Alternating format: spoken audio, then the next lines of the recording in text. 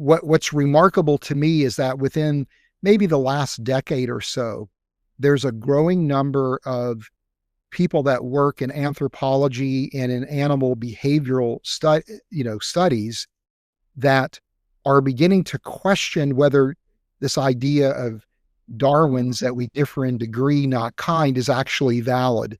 When modern humans appear on the scene, it's like out of nowhere, there's something dramatically different about us. He said, it's like there's a ghost in the machine. I don't know what it is or how it got there, but suddenly out of nowhere, there's something qualitatively different. So, this also seems to suggest, from a scientific perspective, a type of de novo creation, right? Or Right. right, or some point where there was an involvement from an outside agent, from a creator that Right. suddenly produced something that was different.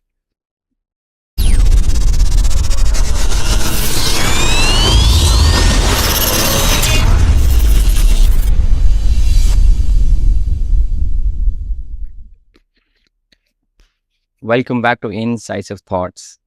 And today we have a fascinating topic for all of you, just like always, and a very interesting guest. Today's guest, firstly, is going to be Dr. Fazale Rana. I'm delighted to have him on this platform. Dr. Fazale Rana is a distinguished biochemist and the president and CEO of Reasons to Believe, a non-profit organization dedicated to exploring the intersection of science and faith. Dr. Rana holds a PhD in chemistry with an emphasis in biochemistry from Ohio University. His extensive work dwells into the areas such as human origins, synthetic biology, and the compelling evidence for a creator found within the complexities of life. So I'm delighted to have such an honored guest on my platform. Let's call him on stage. How are you doing, Dr. Rana? I'm doing fine, and please just call me Fuzz if you don't mind. Okay, Thank you so much for the invitation, and I'm looking forward to our conversation. It's wonderful to meet you. great. So an introduction to the topic that we are going to discuss today. The topic is going to be human exceptionalism. Our conversation will center on the concept of human exceptionalism, the idea that humans possess unique qualities that set us apart from other species. We'll explore questions like what makes humans distinct, is there scientific evidence supporting our uniqueness, and why does this matter in today's world? This discussion aims to shed light on the profound aspect of human nature and our place in the universe. So my first question to Dr. Rana would be, Dr. Fuzz, could you begin by sharing what drew you, both personally and scientifically, to the topic of human origins and exceptionalism? Yeah, well, I look at things from a Christian worldview perspective. And, one of the ideas that the Old Testament teaches, and it's an idea that is amplified implicitly in the New Testament, is the idea that human beings bear God's image, that we are exceptional, that we are unique compared to all other creatures, and that this exceptional nature, this uniqueness, is what allows us to form a relationship with the triune God of the Bible, Father, Son, and Holy Spirit, mediated through the person of Christ and through his death on the cross. And so this idea of human beings bearing God's image is really the foundation of not only our identity, at least in biblical terms, but it also is the basis for the gospel. And it is also the basis for Christian ethics, because every human being is an image bearer. How we treat another human being, in effect, is a reflection on how we would treat God himself. And so therefore, because human beings bear God's image, every human being has infinite worth and value. So this idea of the image of God is, for me as a Christian, is a central idea to Christian theology. It establishes, again, human identity, human worth, and ultimately it reflects our relationship, or at least our potential relationship, with the Creator. So I view, our human nature through that theological lens. Okay, and that's very interesting that you say that. I work more on the Islamic side of things, and we have a lot of overlap. Not exactly the same, but Yeah. when it comes to, like, for example, the Christian view, we have this view about stewardship, if I'm not wrong, Mhm. which is very much overlapping with the Islamic view, and regarding the ethics part and our relationship with God, which is unique comparatively to other creatures that God has created. So there's a theological overlap, and I think all of the Abrahamic faiths have share some of these similarities, Yeah. at least some of them. And this is where, I mean, the clash comes in, where people from the other side, they like uh, some within the scientific community, they think that we aren't exceptional, and they try to give some sort of evidence and try to dispute and say we just the same. So how would you address that, doing with your work in this?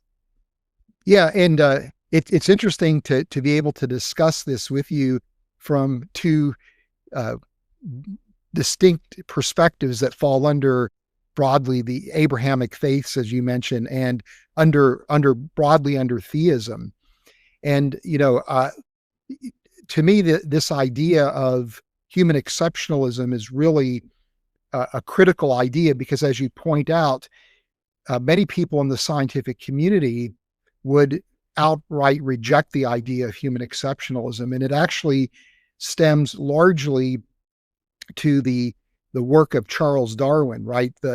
After the Origin of Species, which is very interesting, that in that book where he's advocating for his view of evolution, he was very careful not to mention anything about humanity.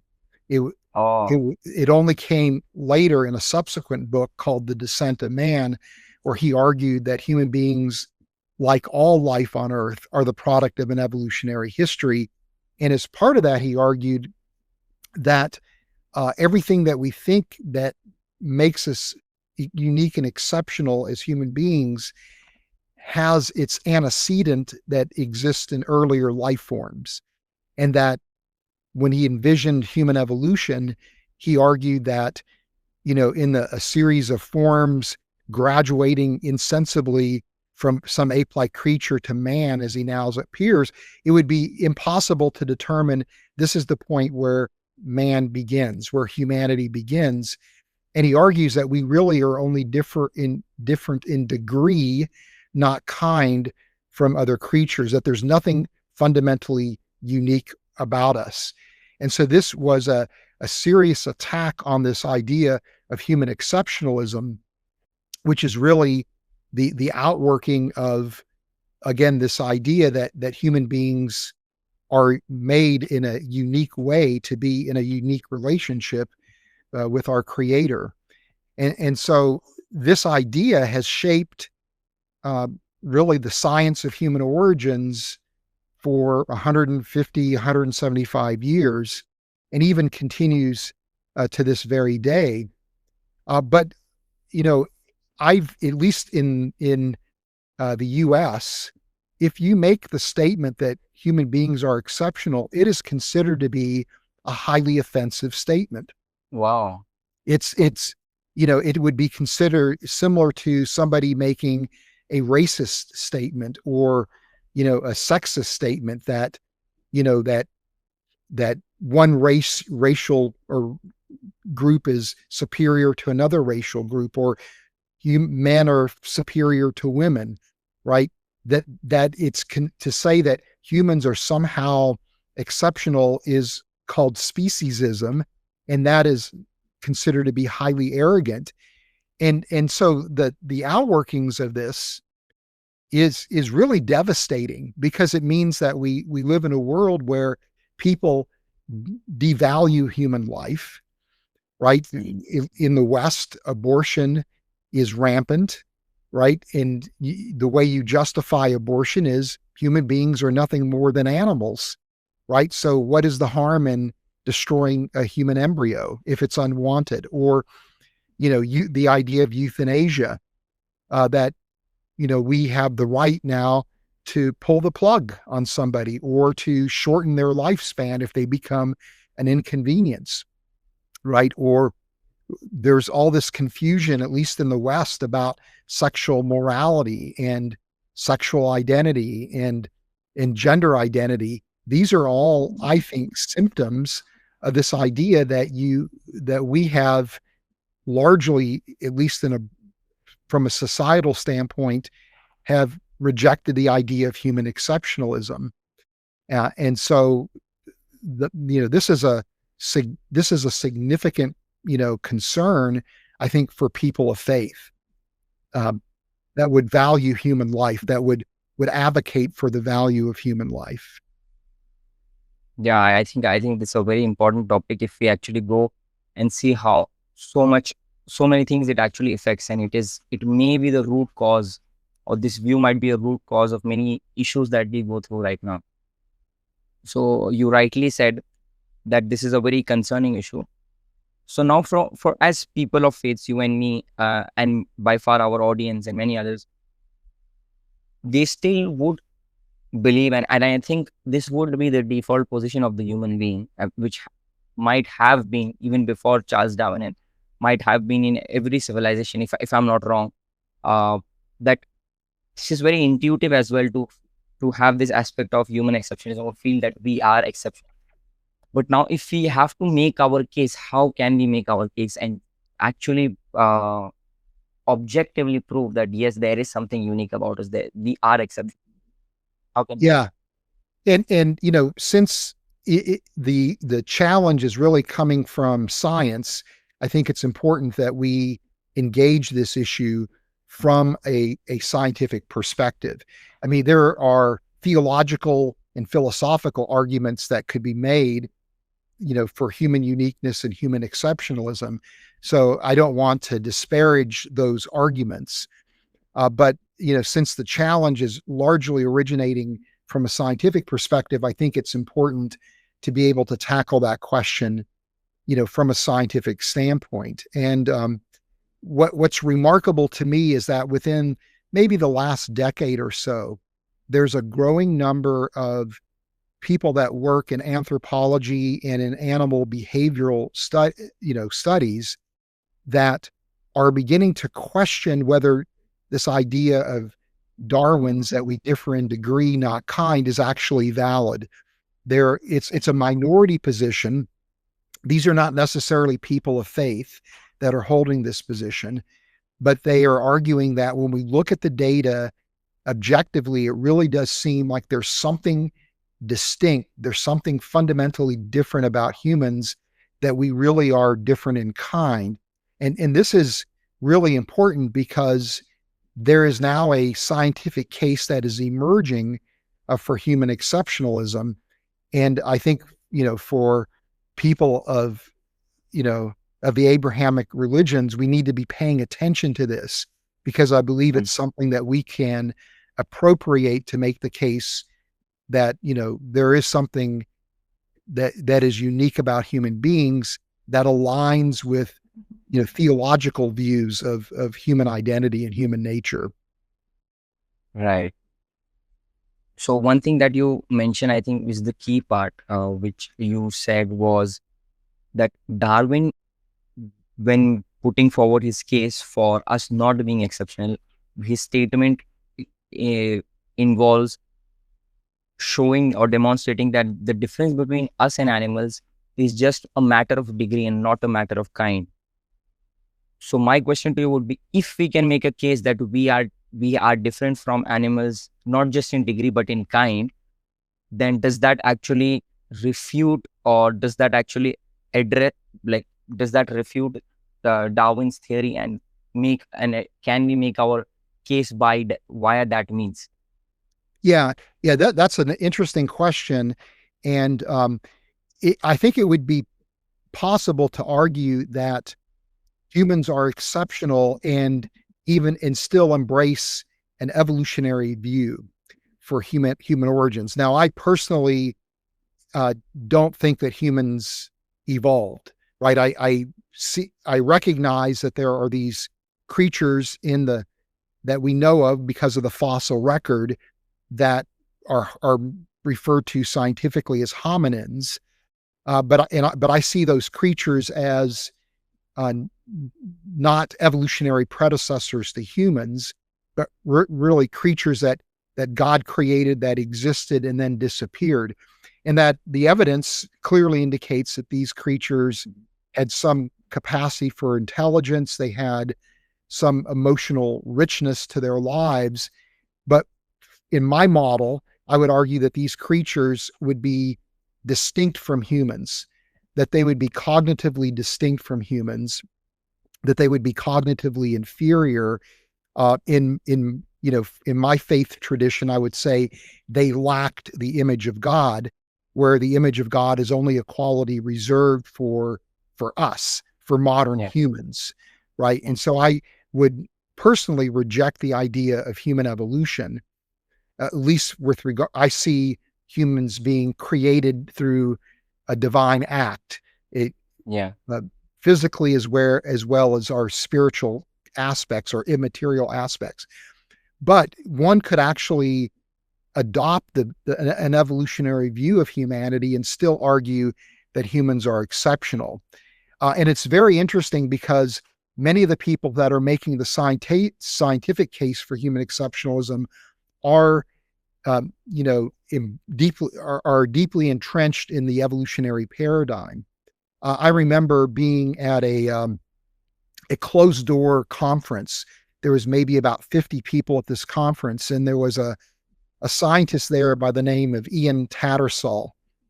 And he's a very well-known anthropologist, physical anthropologist, who works in New York City at the American Museum of Natural History. And he was at this conference presenting kind of an evolutionary view of humanity. And he pointed out that when modern humans appear on the scene, it's like out of nowhere, there's something dramatically different about us. He said, it's like there's a ghost in the machine. I don't know what it is or how it got there, but suddenly out of nowhere, there's something qualitatively different. And this is his assessment based on what the archaeological record associated with modern humans is telling us in comparison to like Neanderthals or other hominins. And so even as an atheist, he seems to recognize that there's something that is coming out of nowhere. And he kind of waving his hands is arguing that there's some kind of magical mutation that suddenly triggered something in us as a new capability.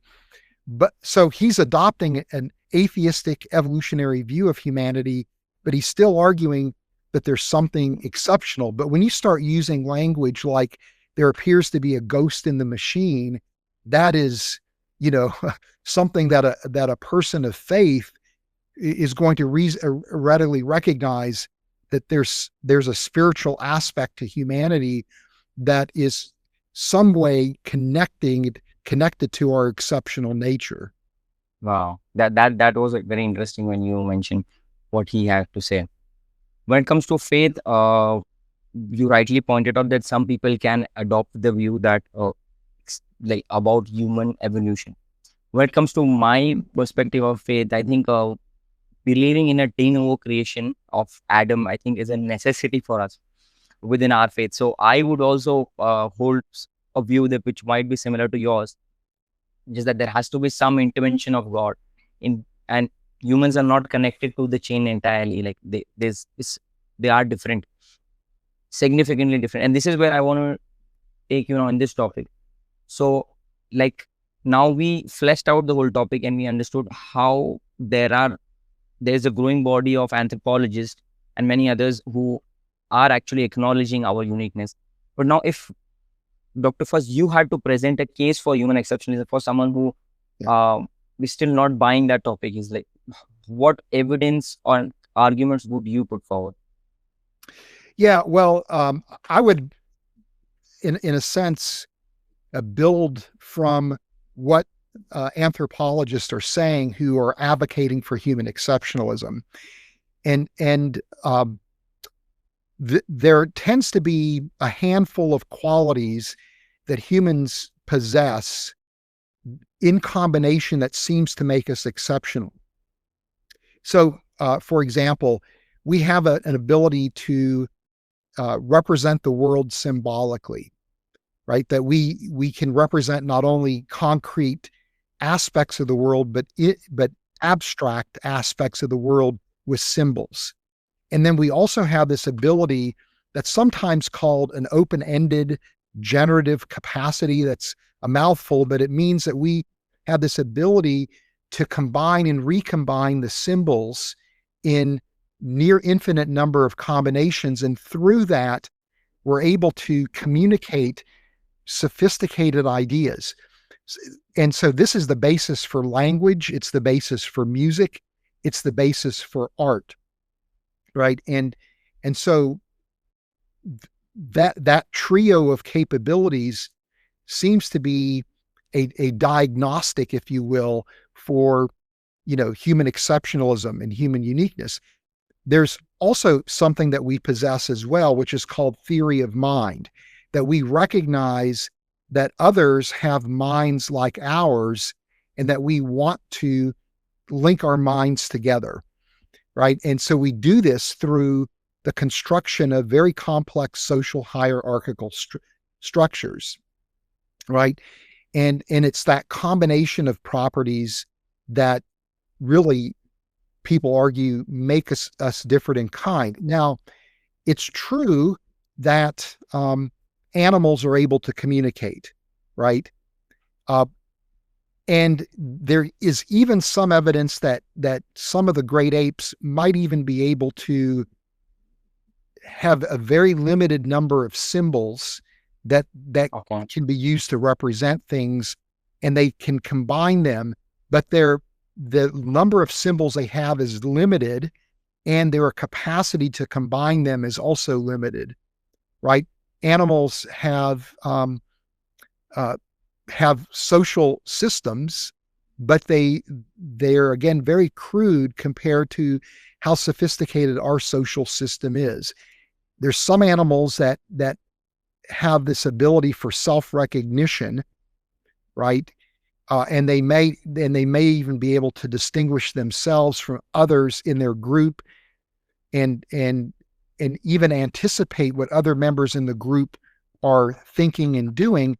But again, it's very limited compared to what we see with humans, right? And so the key here is this open-ended generative ability to create new things from existing symbols and existing ideas. And so this is a really significant quality that really distinguishes us from other creatures. Something else that is now being explored is this idea of mental time travel. And think about this. We do it effortlessly, that we don't even realize that we're doing it. But we remember the past, right? And because we understand cause and effect relationships, we can relive what happened in the past and then ask the question, well, what if I made a different decision? Or what if you made a different decision? What would be the implications of that? How would things maybe be different today?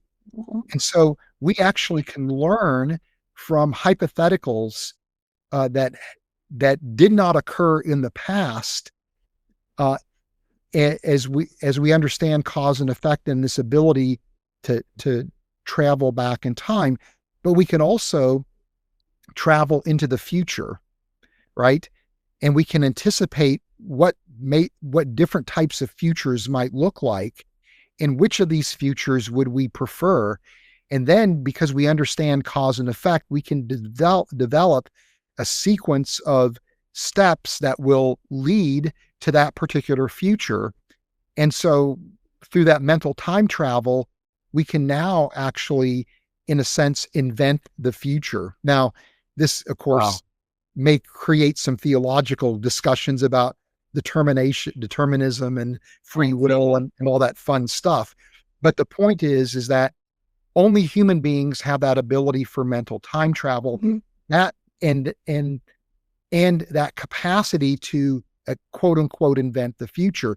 But this is all linked to our ability for symbolism and open-ended generative capacities. And so again, there are some animals that can, to a very, very limited extent, anticipate the future, but it's really, again, very limited, and it's in the immediate now, and they usually are not very good at it even then.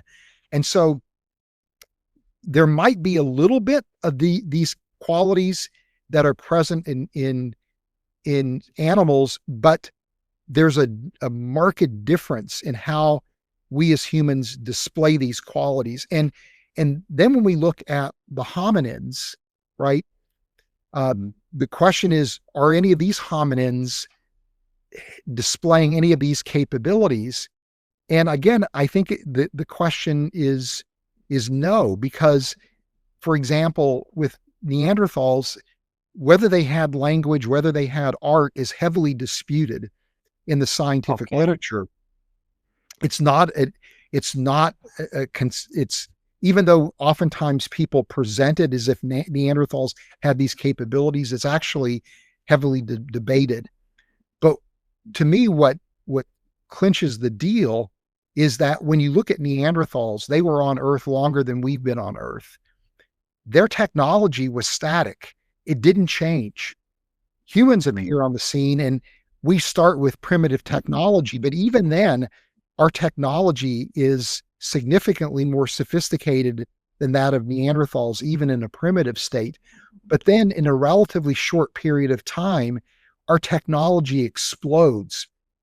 You know, we send spacecraft to different planets in our solar system. You know, that we're talking about developing the capability through gene editing to create novel, non-natural life forms, right? There's no other creature that has ever displayed these kind of capabilities. The fact that our technology is dynamic and has become increasingly sophisticated is an indication that there's something distinct about us compared to Neanderthals. And many people who argue along those lines argue that what makes us distinct is this capacity for language, this symbolism and this open-ended generative capacity that Neanderthals must not have had it, that there's something about us that is distinct. And you know, I, as somebody from a Christian worldview perspective, would say this is the image of God, right? This is that, you know, that these qualities seemingly are scientific descriptors of the image of God. That's very interesting. So I think I have one question and two comments. One comment, I want to start with the comments. So first of all, what you told me was very fascinating. Especially the free will part, how you explain how we have this capacity, and it all links back to human creativity. And I got to learn something new, which is the human creativity aspect is even more fundamental than the language that we have, which is something I was working on a few months back. So one thing that is interesting regarding what you mentioned is, I don't know if you're aware or not, but in the US and in the UK, there's a growing body of people who are actually acknowledging human exceptionalism. They're accepting it. They're not accepting God. They believe that there were alien species who came on Earth and altered the DNA of human beings, and that is why we are accepted. So I mean, that was something really funny, a bit funny for me to, for them to see people who are actually now ready to acknowledge that there's a gap between animals and human beings, but still not ready to acknowledge the theological implications that come along with it. One question I think which is important before we move forward, you mentioned something specifically, which is I think theory of mind, which human beings have. There are some people who are arguing that some chimpanzees also show theory of mind. Can you address that? So I think that's important. Yeah, and you know, I think the point would be that there are a limited number of species that seem to have very rudimentary or crude capabilities like theory of mind, you know, capacity for symbolism, open-ended generative capacity, but it's very limited and it's very crude. Whereas with humans, it's fully developed and fully formed. And so it's not to say that necessarily only humans have these qualities, but only humans have the combination of these qualities to such a degree that it causes us to be separate and to be distinct and to stand apart from these other creatures, right? So we want to be careful about being too rigid in terms of saying only humans have these qualities and no other creature has these qualities. Something that we're learning is that animals actually are probably more intelligent and have a much more emotionally rich lives than we necessarily would have fully appreciated, right? So we're learning that animals are maybe even more remarkable than we thought. And if you've ever been around animals much, you know that they have personalities. They're Right. sometimes they just do things that are rather clever, right? But there's a animal behavioralist in either Sweden or Switzerland. I'm sorry, I don't remember off the top of my head. His name is Johan Lind, and he makes a very interesting argument, and that is that when you look at AI systems, right? AI systems can do some remarkable things, but ultimately the way AI systems learn, quote unquote, is through machine learning, right? Which is in effect a type of trial and error.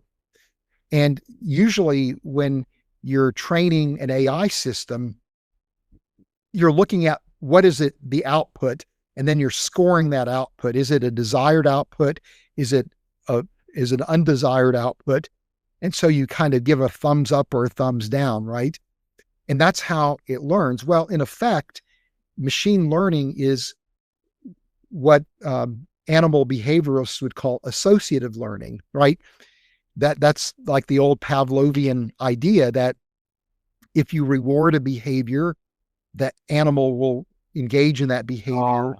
And if you punish the animal, it will stop with that behavior, right? And so his argument is that, in effect, animals which are learn primarily through associative learning are in effect analogous to AI systems in machine learning, which in effect is a type of associative learning, right? And so, and he argues because animals have working memory, they can actually link together several sequences of behaviors and recognize that sequence of behaviors will lead to a reward, or another sequence of behaviors might lead to a punishment. And he argues that through memory and associative learning, at least working memory and associative learning, that animals very well may be engaged in some remarkable behaviors, not because they are thinking in the way that we're thinking through abstract reasoning and problem solving involving mental time travel, things like, and understanding cause and effect relationships. This may just simply be associative learning. And so he developed these computer simulations where he essentially was employing associative learning, and he could replicate the results of animal studies where animals were engaged in problem solving or things like that. And so his argument is that animals, even though they may be doing some remarkable things, it may arise out of associative learning and be due to a fundamentally different mechanism, if you will, than what humans do and when we engage in problem solving and creativity and things like that. So animals are remarkable, but I think the jury is out as to whether or not they really are like us or if it's just something that's coincidental. Okay, so that was brilliant what you mentioned, and I think this is a different. We can categorize this, if I'm not wrong, correct me, a differentiating factor between human intelligence and animal intelligence, and it also including AI, because the kind of intelligence that we share, as you mentioned, is not associative learning, but animals and AI, the kind of intelligence that we see in both of them is fundamentally a form of associative learning in both. So the intelligence that we have, so there can be like someone can argue, oh, we see crows, they are intelligent. We can see chimpanzees, they are intelligent. We can see pigeons, they are intelligent, or dolphins, they are intelligent. But you are giving a nuanced perspective here, where the kind of intelligence that we have is very different to what we see in animals. Even though like a crow can use some tools, create some tools, but that would not exactly be like our intelligence. Am I correct in categorizing this? Yes, exactly. And now, let's take this idea and, apply it to Neanderthals. Could it be that, what we see with Neanderthals again is remarkable, but could it largely be a reflection of associative learning versus what we do as modern Wow, humans, that's a right? brilliant point. Yeah. So one point I want to address about Neanderthals, like just to clear out to the audience, is that within the Islamic model, and I think even within the Christian model, uh, it may well be that Neanderthals come within the progeny of Adam. It could be a possibility, and it could be a possibility that Neanderthals are far before Adam, and Adam was much later Neanderthals. And both our traditions are, I think, open to the possibility, and many people have provided different models. Some people provide a model of Adam, which is prior to Neanderthals, and some people provide a model which is after Neanderthals. So just to keep that as a point, so this would not be like a question, directly a challenge to faith altogether. Right. But now coming back to what you argue for, so you have a specific model where you are trying to show that Neanderthals are not or not wouldn't be considered within the progeny of Adam. So what arguments would you put forward for that? Or Yeah, don't you think well, that is a bit speculative? yes. And I think your assessment is correct that within, at least, my experience is primarily within Christianity, there are two camps that are with Right. regard to who Neanderthals are. And, both of them, though, would retain this notion of human exceptionalism, right? But the particular model I hold is that Neanderthals are distinct from humans, that they are not, to be included, in Christian language as image bearers. Right. Now, my argument would be primarily scientific. And, one thing I mentioned was the fact that the trajectory for Neanderthal technology was stagnant, whereas modern humans, it becomes increasingly sophisticated to the point where, we are doing things today that are mind-boggling in terms of what we were able to create, which is, again, I think a reflection of that the image of God that we possess versus Neanderthals lacking the image of God, to use Christian language. But I also would argue that there are differences in the Neanderthal brain compared to the modern human brain. I don't know that if many people appreciate this, but compared to the other hominins, humans have a very unusual skull and facial anatomy. Our skull is globular, it's globe shaped, and our face is flat and our chin is retracted. A Neanderthal skull is elongated and the face actually juts outward. And this difference in skull shape and facial structure actually constrains the shape and the size of different regions of the brain. Neanderthals probably had a brain size that was larger than ours. Their body mass was probably larger than ours as well. So, people oftentimes talk about encephalization quotient, which is the ratio of brain size to body mass. So even though Neanderthals had a larger brain because their body mass was larger, they had a slightly smaller encephalization quotient. but their brain shape was different. Again, because of the skull difference and the facial differences that we see. And it turns out that the globular skull allows for an expansion of the parietal and the temporal lobes. Also, something else is that because Neanderthals had a larger body mass, more of their brain was probably devoted to motor function than higher cognitive processes. This is speculative. Neanderthals actually had a larger occipital opening, and there is a correlation between the size of the occipital opening and the amount or the area of the brain devoted to processing visual information. So when you put that all together, humans seem to have an expanded parietal and temporal lobe and less of our brain devoted to visual processing and to motor function. And so collectively that suggests that Neanderthals were cognitively inferior to us. Now, there's also some very interesting experiments that have been done involving biotechnology. We now have the Neanderthal genome, right? We have a high quality Neanderthal genome. And when we compare that genome with the human genome, there's about not quite 100 genes that are different. And those genes are only different in what would turn out to be a single amino acid in the protein that the genes code. And so the question is, are these differences significant? And of that, there's a handful of genes that seem to be playing a role in neural development and cognitive development, or there are genes that are implicated in neuropsychiatric disorders. And so that seems to suggest that maybe there might be cognitive differences between humans and Neanderthals.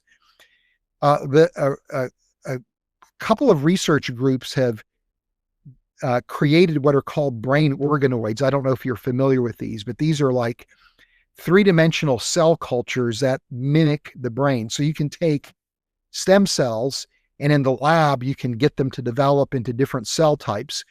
And so using, these techniques, you can actually get these stem cells to develop into neural cells. And by controlling the culture conditions, you can get them to form these very small three-dimensional structures that are called brain organoids or mini brains. And depending on how you grow them, you can model different areas of the brain. So it's, really interesting stuff. Well, it turns out that because we now know the genetic differences between humans and Neanderthals, you can use CRISPR gene editing and turn human genes into Neanderthal versions of genes. Wow. For these genes that we think may be playing a role in cognitive development. And there's maybe been about 6 or 7 genes that have been explored. NOVA1 is an example of one of those. And it turns out that it impacts how the brain organoids develop. So brain organoids that have Neanderthalized genes are actually morphologically different than the brain organoids developed from human cells that have not been, genetically modified. The neuronal density and the neuronal quality is superior in the human brain organoids compared to Neanderthalized versions. So when you put all of this together, you see anatomical differences in the brain, you see some genetic differences that may be significant. And then people are now doing these experiments where they're arguing that these genetic differences appear to have physiological consequences in such a way that they anticipate Neanderthals are inferior to humans. Okay. Wow. So that is interesting. Now, I have a follow-up question. So these details might be relevant. The details that you provided were very much fascinating, and they might be relevant for a theological discussion to maybe see where, in terms of theological models, they can help us out. But in terms of arguing with a person from coming from a scientific perspective who's non-faith perspective, he might say, so I can see in the Neanderthal gene, for instance, and the human beings, I can see only a difference in degree between both of them, not a difference in kind. How would you address this question? Yeah. Well, again, I would cite these studies that show that there's clearly, again, cognitive distinctives. And again, I would also appeal to the idea that, when we look at the archaeological records, there is stagnation in Neanderthal technology, and we don't see that. So those would be the 2 points I would bring up. So that Right. in other words, that these insights not only help us to adjudicate different theological models, but I think it even helps us to adjudicate, even in a secular framework, how should we understand humans relative to Neanderthals? Okay, that's a very good point. Now, one more point that I wanna put forward. So let's make a distinction so that the viewers won't get confused between all of what we are trying to say. So we first made a case for human exceptionalism, and the human exceptionalism is very broad. And then you made a case for your particular model within human exceptionalism. So I want you to help me out, flesh out for the audience that how human exceptionalism is still way broader. We can have our particular models. I think for me, I don't know if human, as a, me as an individual, I'm still not sure, where would I put Neanderthal?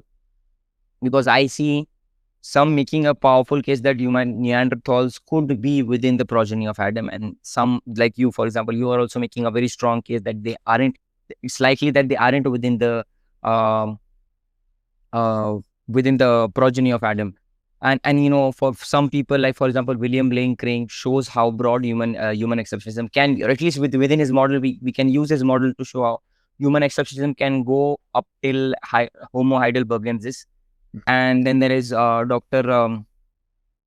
The biochemist, Dr. Joshua Swamidass, who actually shows that human exceptionalism can actually be just, let's say, 6,000 years old as well.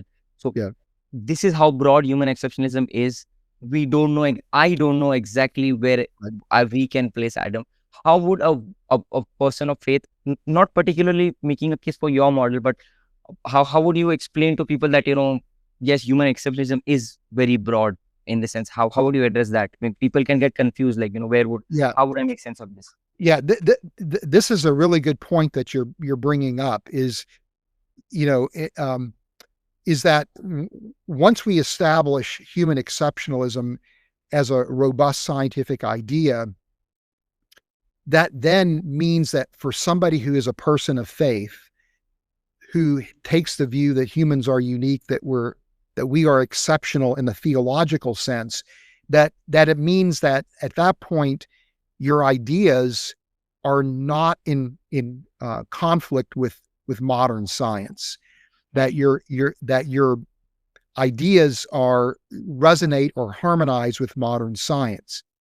And there's still active work and debate among scientists as to what precisely makes us exceptional. So I'm finding it hard now to find people who are scientists, who are not even, who are secular, who are not people of faith, who would question the idea of human exceptionalism. They may argue, that human exceptionalism is clearly an evolutionary outcome, but for most part, people are at least open to this idea of the possibility of human exceptionalism. And there's still active debate as to what exactly does that mean, right? And so so from that standpoint, again, a person of faith it doesn't have to operate from a position of embarrassment to say that I embrace the idea that there's something unique theologically about humans. Now, the challenge, as you're pointing out, is how do you link the details of the scientific concept of human exceptionalism to, for example, from a Christian perspective, to the image of God, right? And there are, Christians for example, and again, I'm just speaking from my experience, engaging people like Bill Craig and my friend Josh Swamidas, both I'm good friends with Josh. There's, in addition to the scientific factors, there are, biblical issues, there are theological issues. Right. It becomes a very complex undertaking. And so how you weigh individual pieces of evidence, really determines oftentimes the model that you embrace. But I think the good news is that that it's because of the idea of human exceptionalism, it means that these theological models, all with strengths and weaknesses, including my own, have a place at the table for a rational person, right? Yeah. That's a very good point. So what I understand from what you're saying, and this is what I would also agree with, that we have a very strong case for human exceptionalism that we can make. Now, the question is more about the details of where exactly we can place in the timeline, and some questions related to that. There is a lot of speculation there, not just from the Christian perspective. I think even from an Islamic perspective, we have different many people offer different models. But what we can get back to the most fundamental point is, as for a normal person of faith, this is not a challenge to faith. This is more like a theological question that needs to be fleshed out. But even if you, for example, suspend judgment on the models, you can still be fine, and still that wouldn't be a problem for your faith. You can just say, well, okay, God knows best. We still don't have enough data to get a clear answer on these issues. Would you agree with that? Yes, I would 100% agree with that. And in fact, when I go on a university campus, for example, and make a case for human exceptionalism, I oftentimes will do it in such a way that I would leave space for for people who would embrace some form of theistic evolution, who would take some kind of creationist perspective, who might be a young Earth person, an old Earth person, right? So, I try to present it in such a way that it creates space for people who have different theological convictions to recognize that this is valuable insight that they can appropriate into their own models. But to me, I think there's a significance between saying that we can establish through science that a theistic worldview and a theistic perspective, whether it's Islamic perspective, a Jewish perspective, a Christian perspective, is a valid viewpoint, right? Then we can all have the fun of having the theological, conversations about how does this all fit, within our own particular traditions, and within our tradition in particular models within that tradition. But, unfortunately, at least in the Christian world, sometimes those kind of conversations can become actually divisive and quite acrimonious, as opposed to actually recognizing that the real threat is behind us, and that now we can have the fun of trying to figure out what makes the most sense, knowing that no matter where we land, we're going to be firmly within the theistic framework. Right. And again, this becomes a very powerful tool to try to persuade somebody who is, a non-believer that there's credibility to theism. Right. I think that's a brilliant point. And just before we move on to the next topic, I just wanted to, and you can help me out for the audience, just show them how there are so many models available on the table which have at least some value from a scientific perspective and a theological perspective. So, for example, Bill Craig has developed his own model, which is making a case for Adam, for instance. We have Andrew Locke, who is making a model, who has presented a model, I think, which is also a very good model. It has a lot of value. Dr. Joshua Swamidas has presented his own model. You, on Reasons to Believe, have presented your own model, which is also a very valuable project, I believe. Within the Islamic framework, I think Dr. Shoaib Ahmed Malik, we have a different, within the Islamic framework, we have a difference of opinion regarding, we can, like, regarding theological scope, we have human exceptionalism as something that we can accept, or Adamic exceptionalism, which is a bit similar to human exceptionalism, but involves the possibility of interbreeding between Adamic progeny and some other non-Adamic species. So within that, Dr. Shoaib Ahmed Malik presents one model based on Dr. David Solomon Jalajil. So we have these people presenting possible models for human exceptionalism and for Adamic exceptionalism.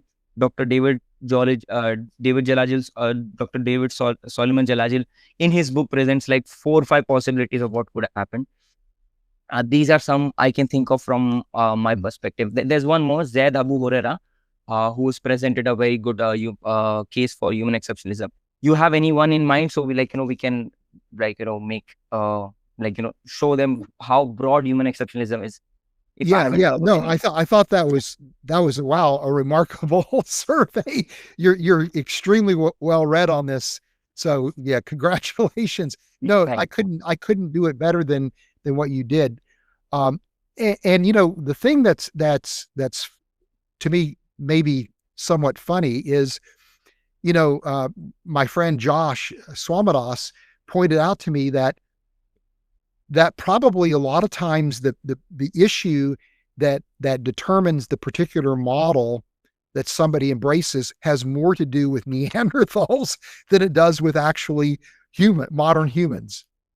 And so he pointed out to me that if we accepted Bill Craig's view of Neanderthals, our model would become Bill Craig's model.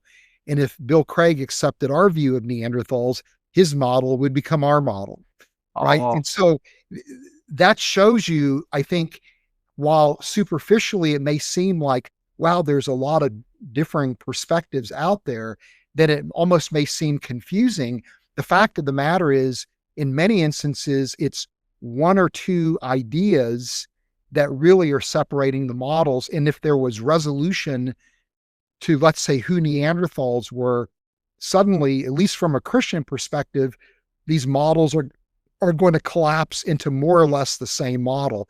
And I would be surprised if the same thing wasn't true from an Islamic perspective. Moreover, it might even be true with the Islamic and Christian models that we are very close to seeing, I think, these models collapse into what very well may be a single model. Right. Wow. And so that to me is exciting, because it means that if we can figure out where the differences lie, and we focus on how do we resolve those points of those discrepancies, we may actually find that diversity of perspectives might be remarkably unified. So wow. That's the hope that I have, is that we could see some kind of unification. Because when I hear the different models, when I hear Bill Craig's model, when I hear Josh Swamadas's model, Andrew Loke's model, the models you're describing from an Islamic perspective, I immediately see rigor and value in those models. And it's hard to dispute the models, if that makes any sense, right? That yes, I don't agree with it, but I don't see substantial errors, right? I can easily see why somebody would embrace that particular model. They're thoroughly rational, and they're well thought out, and they're well evidenced from theological data as well as scientific data. So I think this is a really good thing. Right. I think with time, I think because the tools that we have to actually access those things are limited, we are still stuck at this point.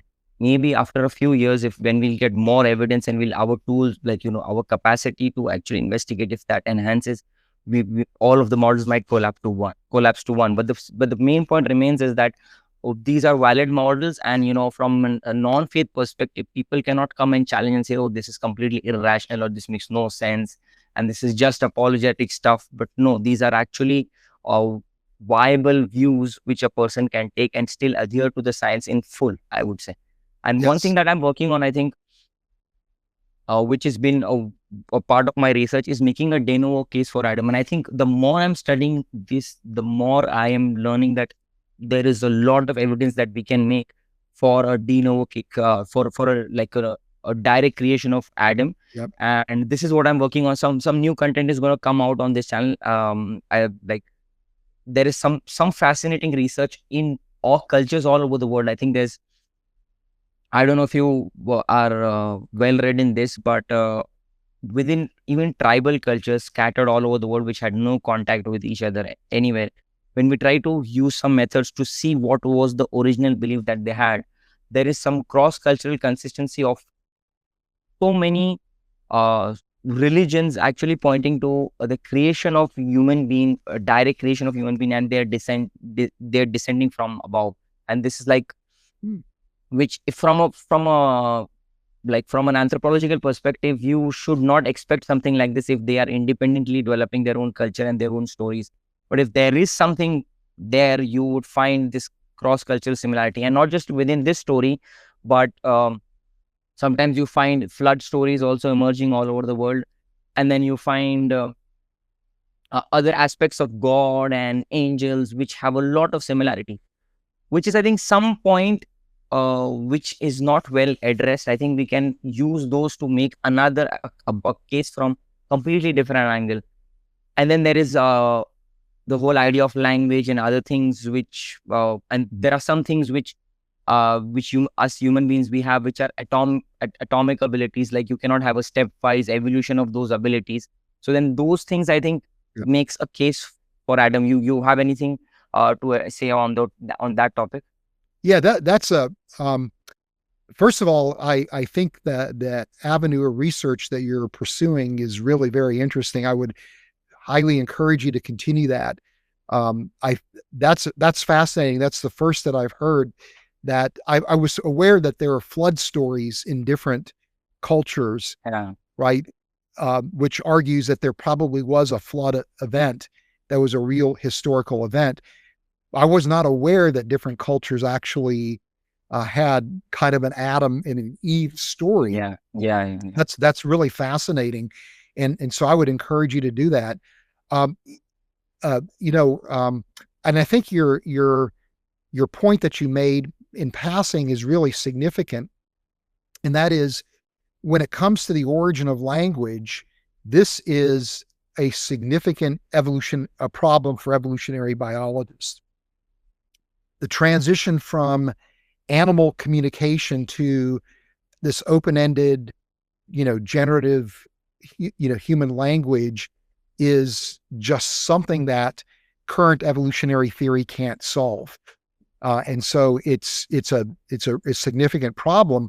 But related to that is also the problem of how do you explain the origin of our aesthetic sensibilities. That is, as human beings, we appreciate art and beauty, right? We desire to create things that have no utilitarian value other than for the sake of creating them. And, we immerse ourselves in the beauty of nature. We want to spend time contemplating the work of other people. This has no survival value. And so it's a problem. How do you explain that origin of human creativity? And so I see language and creativity is deeply intertwined, and the fact that there's not an evolutionary explanation is really problematic. This is something that there's a paleolinguist at MIT named Miyagawa, and he's also done some things with Noam Chomsky.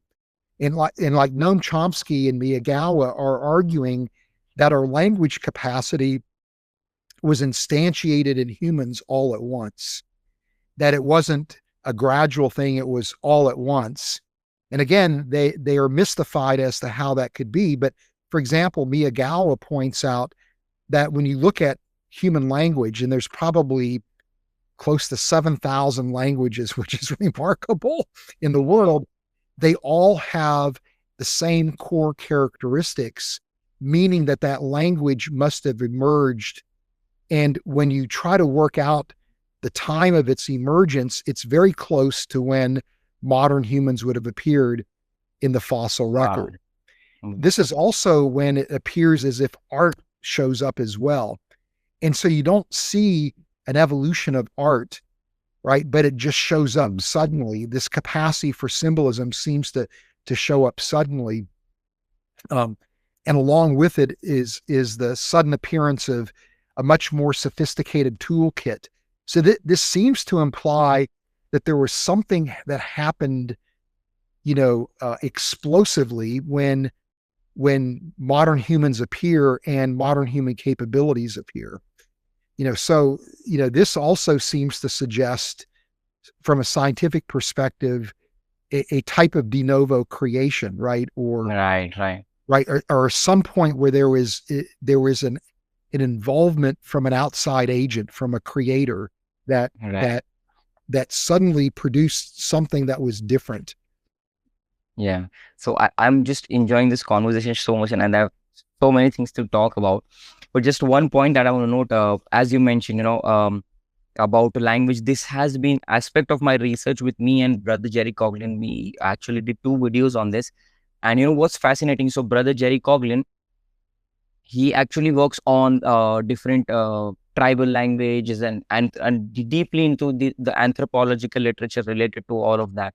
And he makes a very strong and powerful case where we all know that language has been the same, but he actually shows how modern linguists and many others who are into anthropology actually make a case that language has been de-evolving instead of evolving. There are aspects of language which, when we try to go back and see, like, we see a complexity simplifying slowly. The more we go back, the more we see how we can have the change in lexicon, but in terms of the use of grammar and stuff like that, it's not been the same. It's been more complex. And now what we have is very much simplified versions of them. So I think this also makes a powerful case where could be that how you mentioned that, language was preloaded at full all at once, and now it is probably degenerating in some way. And then there was one more important, but there's one more thing which also sometimes we don't touch on, is looking at feral children, for example. Language is not something that can develop on its own. Like a human being, for example, who is on a desert island, he would not ever develop language. In fact, there was one case study where there were 2 sisters or brothers, I forgot. They both were out in the wild, if I remember correctly. But so there were 2 human beings, but still they never developed any kind of language between them.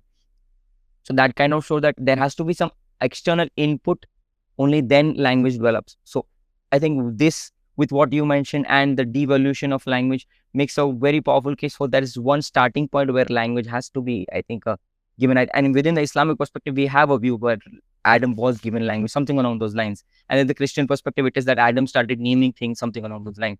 So I think we have a powerful case here for a de novo creation of Adam. Yeah, I would agree.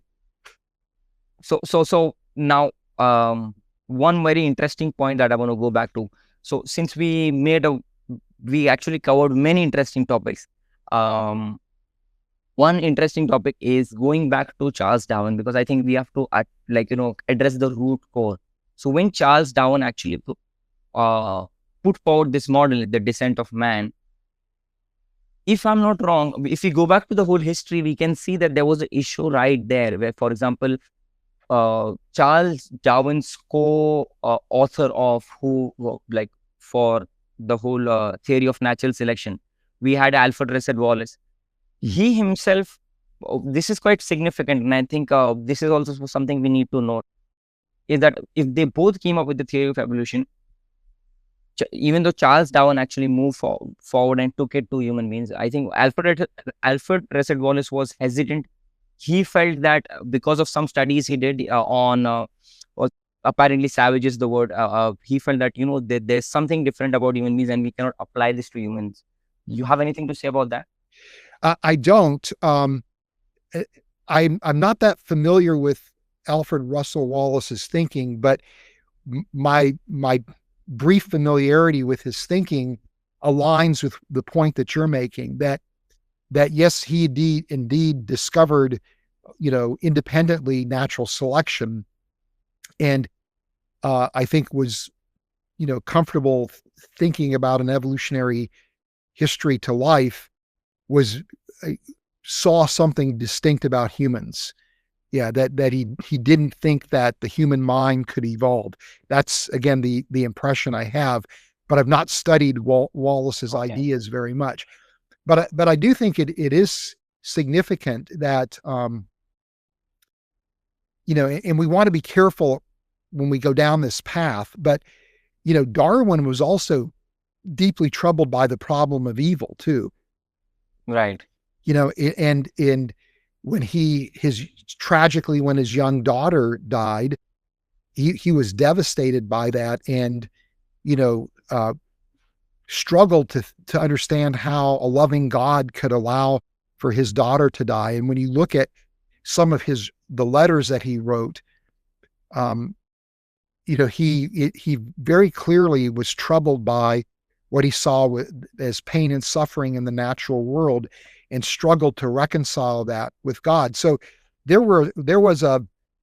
my point is, there was a very strong, movement in his life from, he actually studied to be a Christian pastor, right? There was a strong movement from theism to atheism in his lifetime, and it was fueled in part by, again, more philosophical concerns than actual scientific concerns. And so, it's interesting that he would adopt this perspective that there's nothing fundamentally special about humans, whereas, Alfred Russel Wallace would take a very different view, which shows that oftentimes there are these very real philosophical and theological considerations intertwined with scientific ideas, and sometimes that influences how people perceive what the science is telling us, versus taking that same scientific idea and viewing it in more theologically favorable terms. Yeah, I think that was a brilliant point that you mentioned. So since we are out of time, I think we'll just cover maybe two topics and then we'll be done. So why did I mention about Alfred Russel Wallace and the history of evolution is because I think it is significant to actually look back at the core issue when Darwin himself, who put forward his model of humanity or human beings being the same kind, like they're having no difference in degree with other species. Yet, so we have someone who is the co-discoverer of theory of natural selection, who still is hesitant to actually take it forward to human beings. And then Darwin himself, when he takes forward to human beings, he also develops this doubt, which is very famously known as Darwin's doubt, which also is where Darwin himself, still, even after he is putting forward this, he's doubting about how can we even trust human intelligence, and there, if it came from like lower species, because that raises some philosophical problems as well about the whole reliability of our rational faculties. You have anything to say about that? I think you have addressed this in some of your articles very brilliantly. Yes, but I think that's a really strong point, because Darwin, yeah, as you're pointing out, agonized over the fact that if our mind is the product of evolutionary processes, then what our mind produces, what our thoughts entail, are those that are valuable for survivability, not necessarily those that would be pointing towards truth. And so the question is that can you trust anything that comes from a human mind? And so from a strictly naturalistic perspective, what you've done is you've undermined even the scientific enterprise. Not only and so that then begs the question, is is somebody's conclusion about about atheism or about the validity of the evolutionary paradigm, is it just simply flawed thinking, right? Well, what makes you think that your conclusion then is any more valid than my conclusion, right? So it really creates a serious problem versus the idea that if our minds are actually the product of a creator's handiwork, right? That there's an immaterial aspect to our nature that really is central to defining who we are. And that's really the source of where our thoughts are coming from. Then you could argue that we were created in such a way to make sense of the world, and I would be interested to learn what Islamic theology says about this, but from Christian theological standpoint, we would say that the intelligibility of the universe and our capacity of our minds to properly understand the world around us is something that God would have imbued in the creation and imbued within us, because he wanted us to discover, uh, his glory and majesty in the creation, but also that through his providential care, it allows us to unlock the goodness of creation that benefits humanity. So there's a profound theological point there about the reliability of the human mind and the reliability of the human senses that you completely abandon in an atheistic framework. So yeah, your point is an excellent point. Yeah, and I think that was brilliant how you fleshed it out, because these kind of philosophical topics, sometimes people they can't grasp in one go, but if they actually understand it, these are like powerful defeaters for the whole naturalistic view. And since you said how does this work about in the Islamic tradition, I think it's almost the same. There are some subtle differences only when it comes to the Christian view. When it explains the image of God aspect, there is slight difference when it comes to the Islamic perspective. But apart from that, I think they almost overlap or completely overlap in some sense, where we also idea of proper functionalism and other things it's kind of almost the same. We would expect God to create if he has made us the vicegerent on earth, who are like this. We have this kind of stewardship, and how he's created everything has to have some kind of a purpose, and we see the physical, psychophysical harmony, all of those things, our intangibility of the universe itself, created in the language which is intelligible to us. It all kind of nicely coincides with everything. One point that I want to just one comment, and then I want to move on to the last question maybe that I have for you. So as we mentioned, one of those issues that comes when we hold the naturalistic view, I think now within the philosophical literature, this is known as the evolutionary debunking arguments, and I think this is become a completely big body of issues where if you hold the naturalistic view, you might have to undermine your rationality, but not just your rationality, your morality as well. You might have to undermine logical principles that we have to take at face value, and mathematical principles that we have to take at face value. And there are other host of issues that come in where if you are not believing in this idea of God actually intentionally creating us, this creates a host of problems. This is where I think this makes from another philosophical perspective, makes a powerful case for our view, as we've been making some scientific, some philosophical proofs. One idea about within evolutionary debunking, I think, which your work can overlap with that, is the idea of beauty and aesthetics, because I think you have a brilliant article on it, which you try to show how evolution cannot address the aspect of beauty. If we actually take beauty to be objective and to be true, you have to, within the naturalistic view, you cannot have like an evolutionary stepwise evolution of beauty altogether. Either you believe that beauty doesn't exist, it's all subjective, or you actually take a view which is beyond what human evolution has to offer in some sense. Yeah. So can you address a bit more on beauty, please? Yeah. Yeah, well, in my mind, the argument for God's existence from beauty is an underutilized argument. And I think it's a very powerful argument because for most people, it's it connects to them, in the deepest parts of their being, right? Because we all have a deep, profound appreciation of beauty. And you might have certain things that you are moved by more so than I am, and vice versa. But we all are, enthralled with beauty. We all want to spend time contemplating beauty. And there was a Christian philosopher of religion, Richard Swinburne, who I've read most on this issue. There's other people that have written about this. And, and his argument is two-pronged. One is, look, if there's a creator that's responsible for the world, then we would, of course, expect the world to be beautiful, right? On the other hand, if the universe is just a brute reality, why would we expect the universe to be beautiful?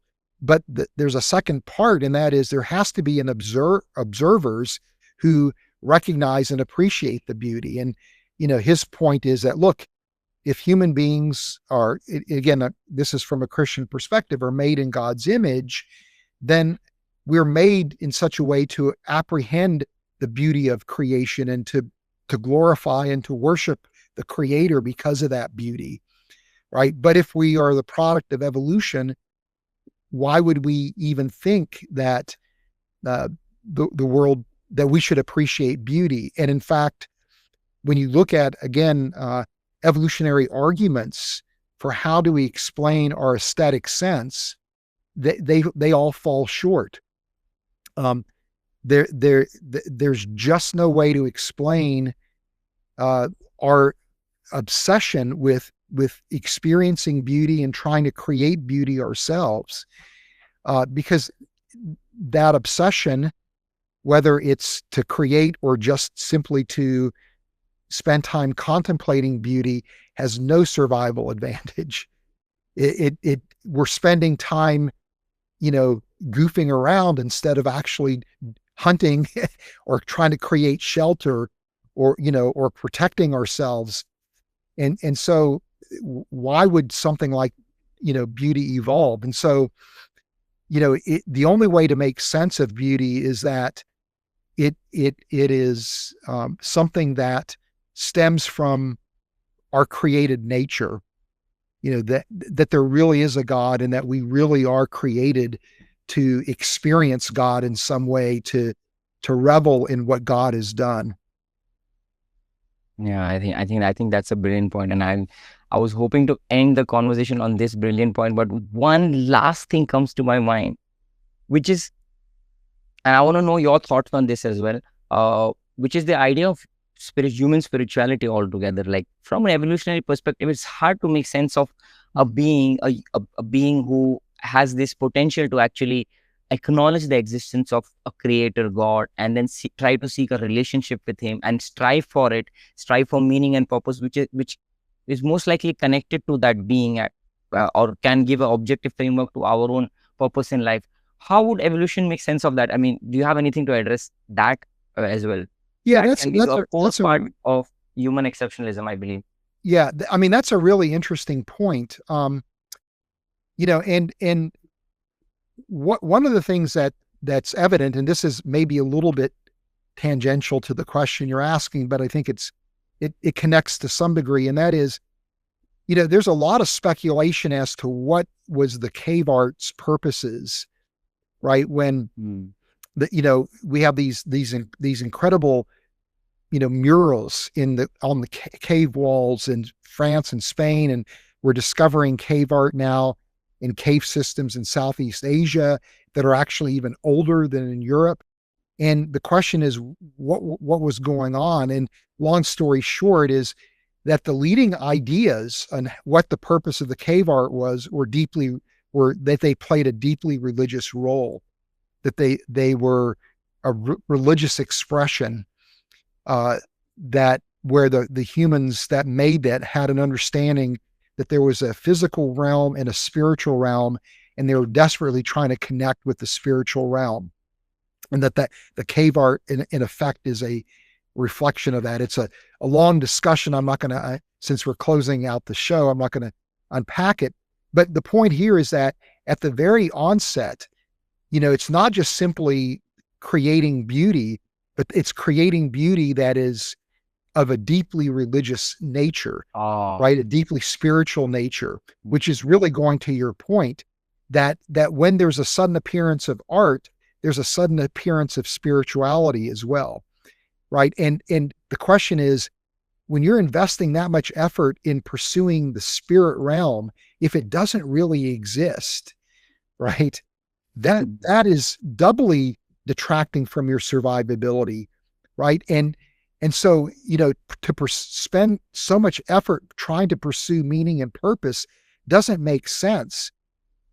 What should make sense is just trying to survive long enough to successfully reproduce, and maybe hang around long enough to ensure that your progeny are going to reproduce.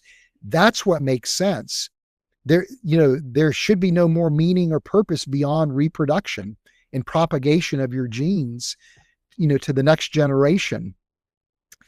But the fact that human beings are obsessed with meaning and purpose, excellent point.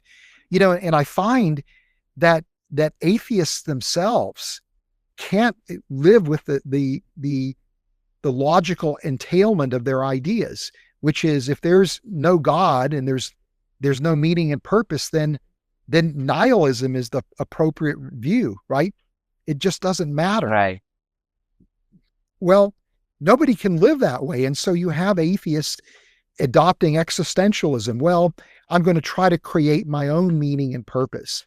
We can't live without trying to make some sense of our existence, right? And so how much effort are you spending now trying to fabricate meaning and purpose if you're an atheist, when that meaning and purpose doesn't even exist?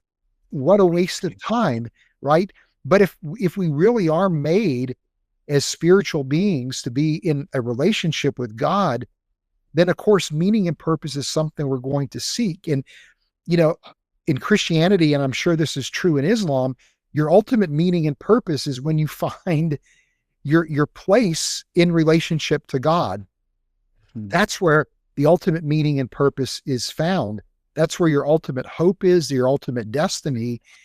And, what you see are, the writer of Ecclesiastes said that God has written eternity in everybody's hearts, right? And I think that quest for meaning and purpose reflects that sense of there's something beyond this existence. There's got to be some meaning to my existence, and they're looking for meaning and purpose in the wrong places, but they can't run away from that deep desire for hope, purpose, and destiny.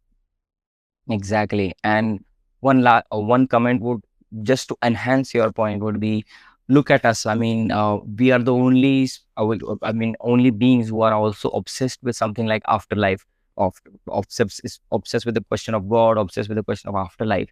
And there's been, every culture would have some idea of an afterlife in some way. In fact, it is so deeply in tune within us that cognitive scientists like Jesse Barron, who are atheists themselves, even Paul Bloom would say that it is a natural instinct to believe in an afterlife. So why would a creature have such a belief if the afterlife does not exist altogether? Yeah. So I think that would actually add on to your point about human spirituality, about meaning, purpose, and afterlife, stuff like that.